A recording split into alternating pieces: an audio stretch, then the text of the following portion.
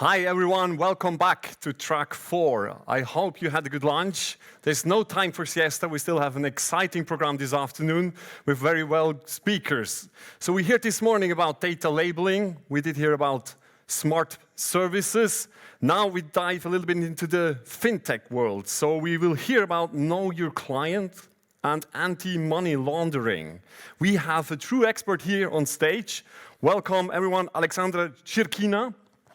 Please. Aleksandra Chirkina is a data scientist with InvestCloud Private Banking, designing and implementing machine learning solutions in the financial industry, and you have a strong interest in the area of NLP and recommender system for financial institutions. Please pay attention, write questions in the chat, be ready for questions afterwards. The stage is yours, Aleksandra. Thank you so much, Philip. So welcome everyone. Thanks for attending my afternoon presentation today on the topic of data science for uninterrupted KYC compliance. So our presentation today will be more on the side of applied data science, and I will show you how detecting the right business problem and the right methodology to tackle it can rather quickly lead to significant improvements in the quality of KYC. A couple of words about InvestCloud. We are a global company specializing in digital solutions for financial institutions. We have over 20 offices worldwide, including the one in Zurich. And our solutions are fueled by behavioral science to offer optimal user experience, as well as data science to offer optimal content and data-driven insights to the users. Here is our agenda for today. First, we will look into KYC, what it is, why it is important, what challenges surround it. Then we'll have a look at what data analytics can do to improve the KYC quality. Then we'll dive into the real use case that we have actually investigated together with a client, but we will keep the name anonymous. And finally, we'll draw some conclusions.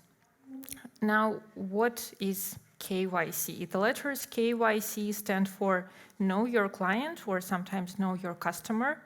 It is a procedure that all financial institutions must implement, and the goal of this procedure is to verify the client identity, verify that the clients are genuinely those who they claim to be, as well as to verify the legitimacy of clients' business or other sources of wealth. It is usually started at the onboarding stage, and failure to complete it in the onboarding stage actually results in a rejection of a new client relationship. So it's very important for the financial institutions to implement it properly. But also KYC profiles are regularly reviewed, and sometimes reviews also happen ad hoc when some suspicious activity is detected or when new rules are introduced. As I said, this procedure is mandatory, but actually the significance of it lies beyond just being a legal requirement. We view KYC as standing at the heart of the compliance challenge. Having high-quality KYC profiles is, I believe this is unreadable, but I'll talk you through it. It's essential for anti-money laundering rules, as well as prevention of crimes and terrorism financing. Also, high-quality KYC profiles are an essential requirement for realistic risk estimates for financial organizations, and that includes credit risk or investment risk, as well as fraud risk. Finally, compliance with international regulations and tax compliance is also highly dependent on high-quality KYC profiles.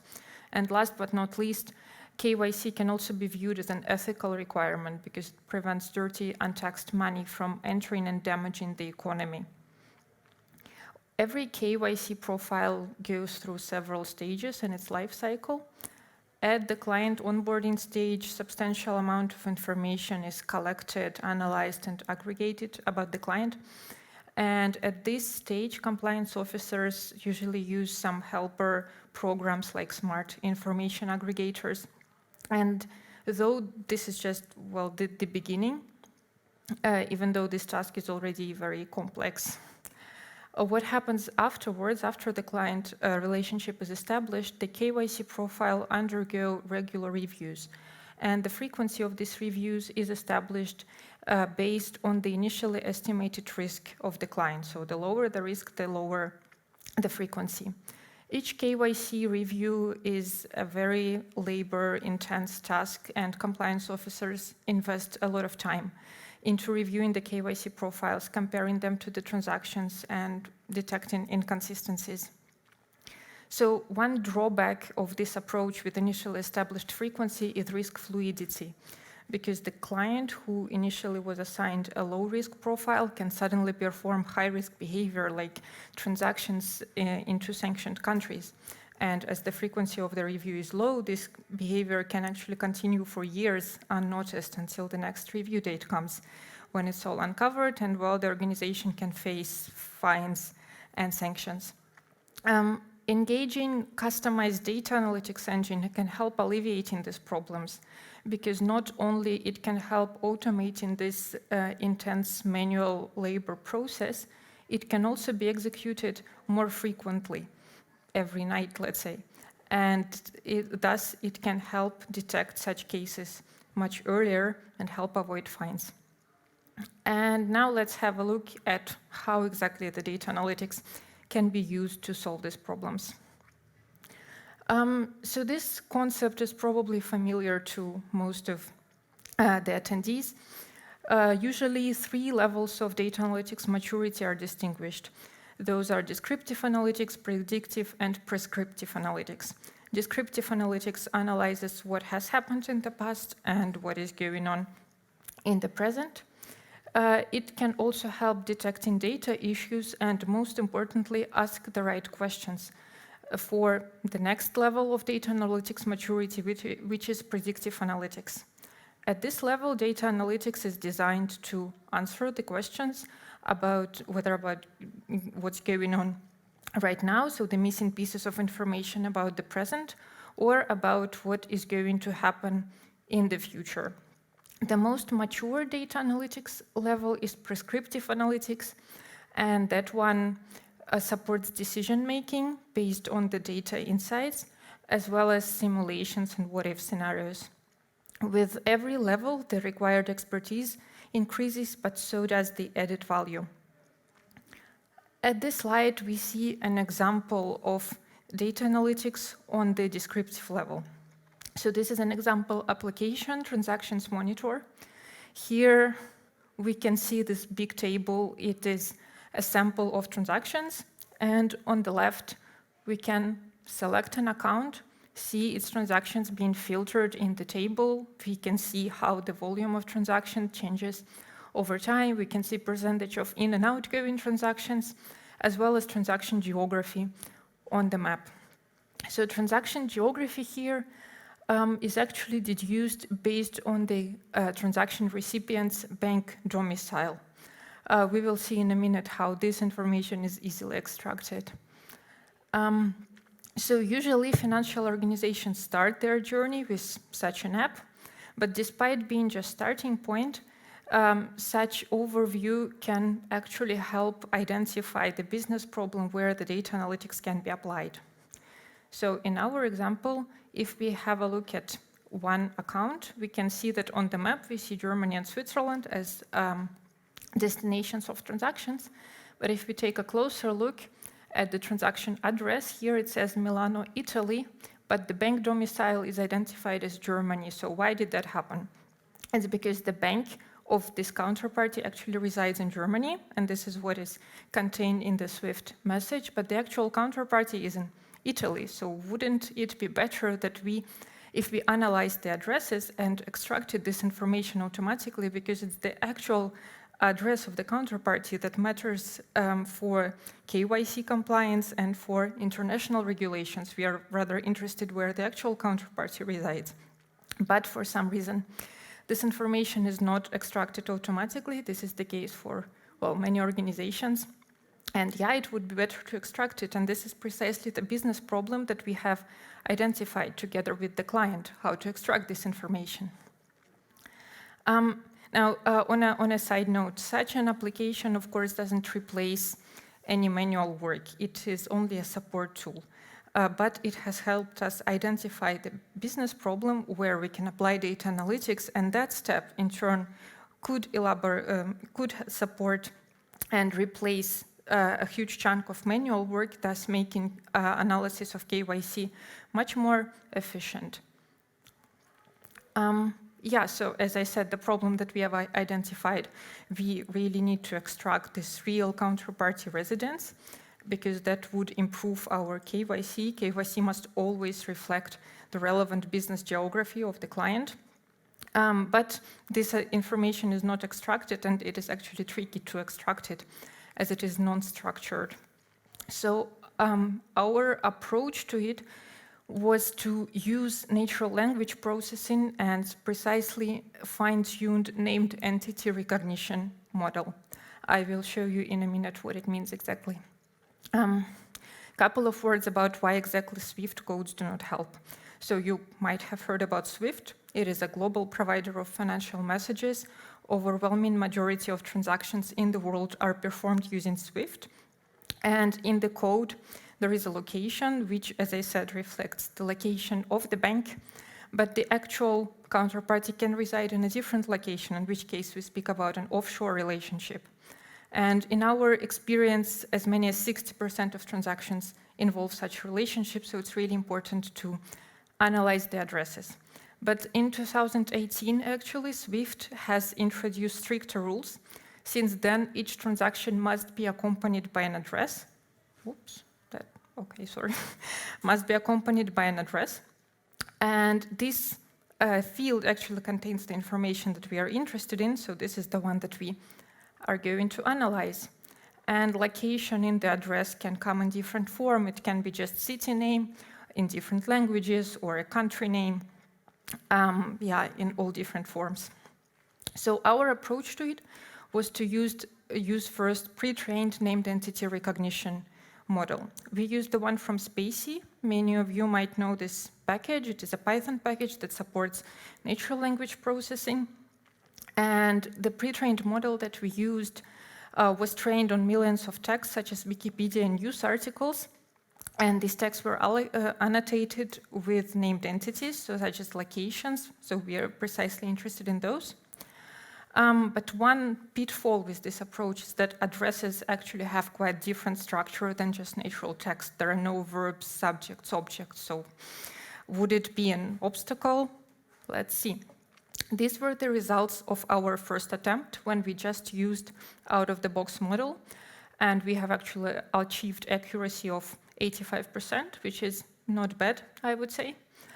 The problem lied in the fact that majority of our errors corresponded to false positive detections. So when the information in the address field actually didn't have any indication of location, there was something, but we couldn't deduce, like a person couldn't deduce the country from this information. But the model still grasped to some part of the address. Probably there was like a geographical company name or family name, and the model grasped to it and recognized the country. When we compiled a list for a review by relationship managers, almost all of these errors went to this list, and only a small proportion of transactions with correctly identified country made it to this list. So after we did this selection, the accuracy, what looked like 85% to us, translated to only 33% for RMs, so not great result. What we decided to do with it is to fine-tune this model, because this model has, as I said, it was pre-trained on millions of texts, and it has obviously seen not enough addresses. So we decided to, educate it better on the addresses. For that, we used a tool called Prodigy. This is also a tool designed for Python. It helps annotating text data. It provides a convenient web application where the reviewer can click on the relevant part of the text, or in our case, the reviewer could also deselect parts that they thought were irrelevant, but model still grasped to it. So in order to implement this task, we engaged 4 reviewers. We selected 2,000 addresses, more or less uniformly distributed across, regions. So we manually annotated these examples and retrained our model for 50 epochs, because that turned out to be the optimal training duration for our quality metrics. And now these were the results. The accuracy increased slightly, about 89%, but what's more important is that we became much better at detecting missing information. So when there was indeed no presence of country information, the model didn't predict anything.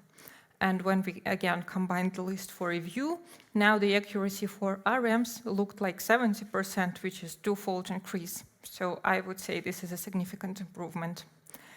Now, when we aggregate this information back into the transaction app, you can notice there is a new column appeared here. Yeah, not very visible, but after we integrate this automatically extracted information back into the app, we can now see the real geography of transactions.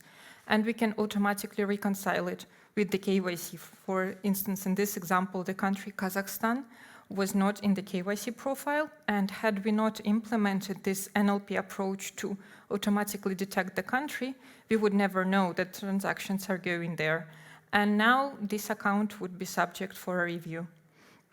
So just to quickly sum up, we have just seen how KYC is important for the whole compliance of financial organizations, and maintaining its high quality is really a resource and time-consuming task. And employing data analytics at all maturity levels can help making this task more efficient and rather quickly lead to improvement in the KYC compliance. Moreover, it helps alleviating the effects of fluid risk, thus supporting uninterrupted KYC compliance. Thank you for your attention.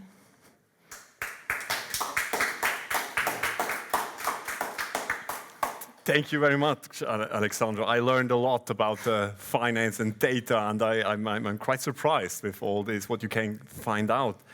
I'm no expert in finance, but I read about this Wirecard scandal in Germany. Do you think this system or the data-driven approach could prevent such a scandal? So detect things like that before 2 billion are lost?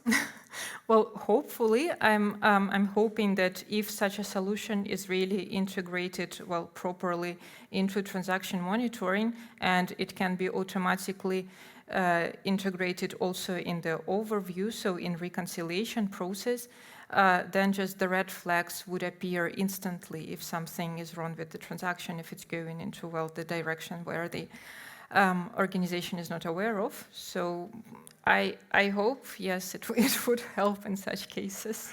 Now everyone is blaming each other, so that would be good data fact-based. Is there a question from the audience? Please, just stand up. We have a very high-sensitive microphone. You can stay there and just ask the question directly. To think about how to formulate it correctly. If I understand it right, you're now using batch prediction, kind of regularly batch prediction to get kind of these indicators up. Would there any benefit of getting near real time or something like this, or is there no benefit in this? So why we used batch prediction is because we required the step of manual annotation, right?